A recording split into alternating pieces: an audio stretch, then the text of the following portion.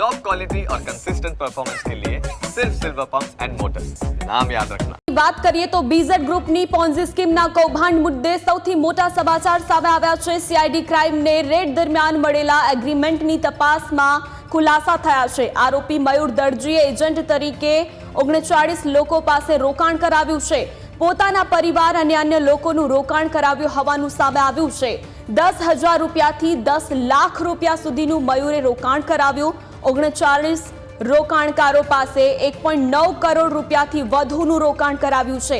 મયુરના SBI એકાઉન્ટમાં BZ ફાઇનાન્સના એકાઉન્ટમાંથી commission આવ્યું હતું। બેંક એકાઉન્ટમાં 15.60 લાખ રૂપિયા કમિશન પેટે જમા થયા છે।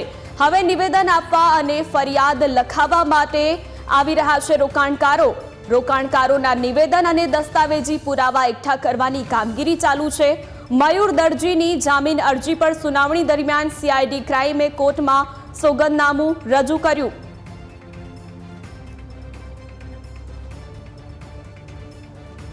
તો વધુ વિગતો સાથે સંવાદદાતા જયેશ જોડાયા છે। જયેશ, સીઆઈડી ક્રાઇમને રેડ દરમિયાન મળેલા એગ્રીમેન્ટની તપાસમાં અનેક ખુલાસા થયા છે, શું વધુ વિગત?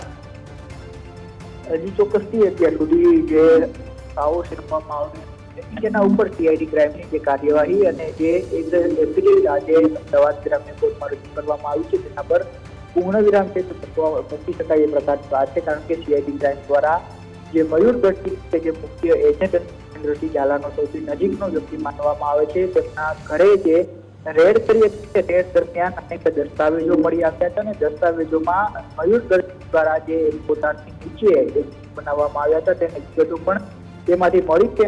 એફિડેવિટ ઉપર સીઆઈડી ક્રાઇમ દ્વારા કહેવામાં આવ્યું છે કે મયુર દરજી પોતાના પરિવાર અને અન્ય લોકોનું ₹10,000 થી લઈ અને 10 લાખ સુધીનું રોકાણ છે તે કરાવ્યું છે અને એમાં 39 રોકાણકારોના કુલ 1 કરોડ 9 લાખથી વધુની રકમ છે તે મયુર દરજીએ રોકાણ કરાવી છે, જેમાંથી એસબીઆઈનું જે એકાઉન્ટ છે તેમાં 15 લાખ જેટલી રકમ છે તે મયુરને કમિશન પેટે છે રોકાણકારો પાસેથી મળી હોવાની વિગત છે તે પણ સીઆઈડી ક્રાઇમની તપાસમાં વાત સામે આવી છે। સાથે એક ફરિયાદી છે તેમણે પણ મયુર દરજી સામે સીઆઈડી ક્રાઇમમાં ગુનો છે તે નોંધાવ્યો છે, જેથી જે નવા ફરિયાદીઓ આવી રહ્યા છે અથવા તો નિવેદન નોંધવામાં આવી રહ્યા છે તેની પણ તપાસ ચાલી રહી છે અને આ તબક્કે જે મયુર દરજી છે તેની જે જામીન અરજી છે તે સ્વીકારવી ન જોઈએ અને જામીન અરજી ફગાવી દેવી જોઈએ એ પ્રકારનું એફિડેવિટ છે તે સીઆઈડી ક્રાઇમ દ્વારા કરવામાં આવ્યું છે। ત્યારે આવતીકાલે સીઆઈડી ક્રાઇમના એફિડેવિટ ઉપર અને મયુર દરજીની આગળની જામીન અરજી છે તેના ઉપર વધુ સુનાવણી છે તે આવતીકાલે હાથ ધરાશે।